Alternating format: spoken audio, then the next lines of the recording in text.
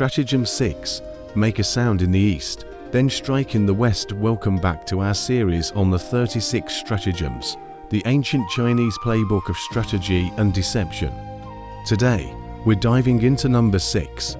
Make a sound in the east, then strike in the west. This isn't just about warfare.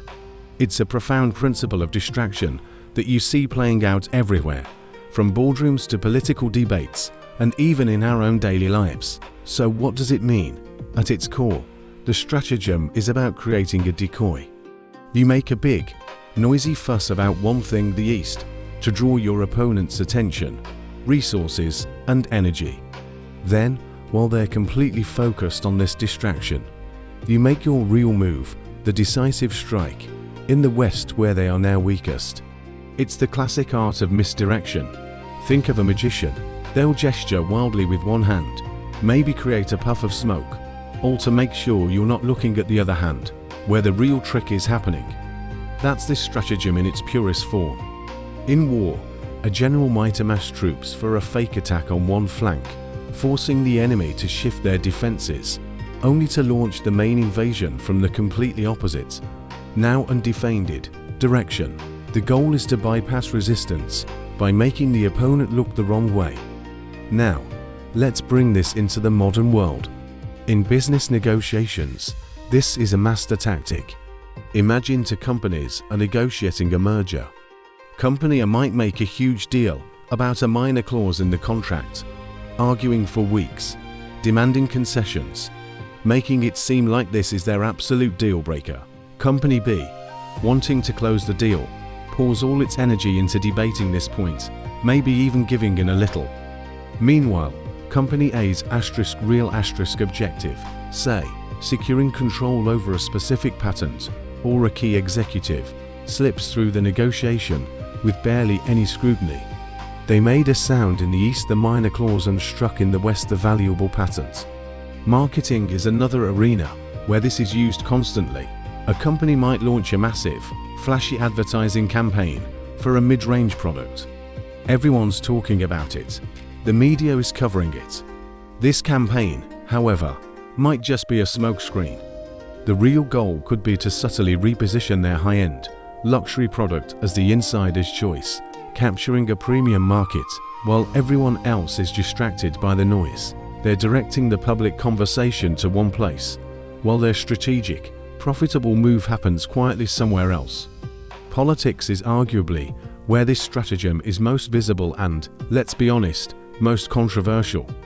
How often have we seen a government facing a difficult economic report or a scandal suddenly announce a dramatic, headline-grabbing new initiative on a completely different topic? They create a culture war debate or a minor diplomatic spat. The media and the public get drawn into this new, emotionally charged story. The 24-hour news cycle is consumed by the sound in the east, and while everyone is arguing, the original, more damaging issue, the west, is quietly managed, fades from the front pages, and the political pressure evaporates. This stratagem is most powerful when you're facing a rigid, stubborn, or hostile opponent. If someone is dead set against your primary goal, a direct assault is just going to hit a brick wall. You'll waste energy and resources, but by redirecting their attention, you can create an opening where none existed. You're not breaking down the wall, you're just getting them to look away while you walk around it. But this brings us to a crucial point, the ethics of it all. When is this stratagem a clever tactic, and when is it just plain lying? There's a fine line. Used ethically, it's about redirecting focus away from a point of conflict and toward a potential solution. For example, in a tense family argument about finances, you might make a sound about planning a fun, low-cost family activity. This shifts the negative energy and allows you to circle back to the budget discussion later with a more cooperative and positive mindset. You're not deceiving, you're just managing the emotional landscape to achieve a better outcome.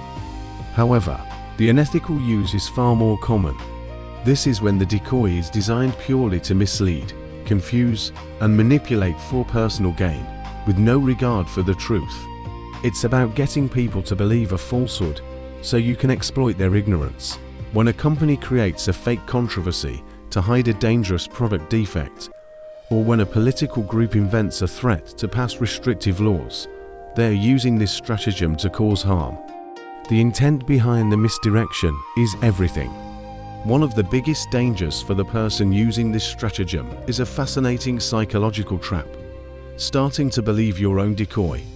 To make the sound in the East convincing, you have to sell it. You need passion, conviction, and a good story.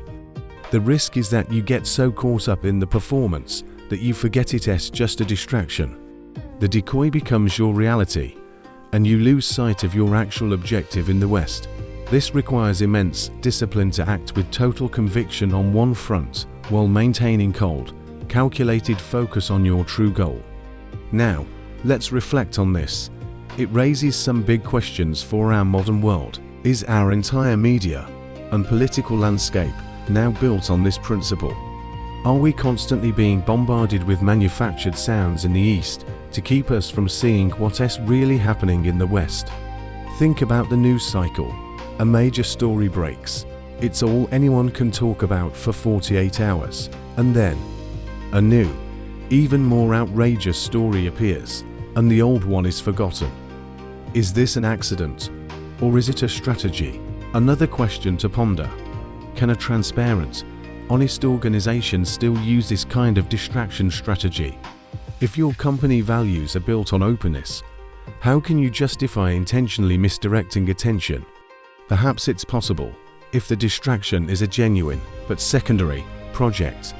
You give it the spotlight for a while to allow a more sensitive, long-term project to develop without premature scrutiny. It's a tricky balance between strategic messaging and maintaining trust. So, Stratagem 6, make a sound in the East, then strike in the West, is a tool of immense power. It's the art of the feint, the decoy, the misdirection. It teaches us to look beyond the obvious, to question where our attention is being directed, and, most importantly, to ask why. When you hear a loud noise from the East, always take a moment to glance over your shoulder at the West. You might be surprised by what you see. Thanks for joining me on this deep dive. What are your thoughts? Have you seen this stratagem in action? Let me know in the comments below. And if you're enjoying this series, be sure to like, subscribe, and hit that notification bell so you don't miss our exploration of the next stratagem. See you in the next video.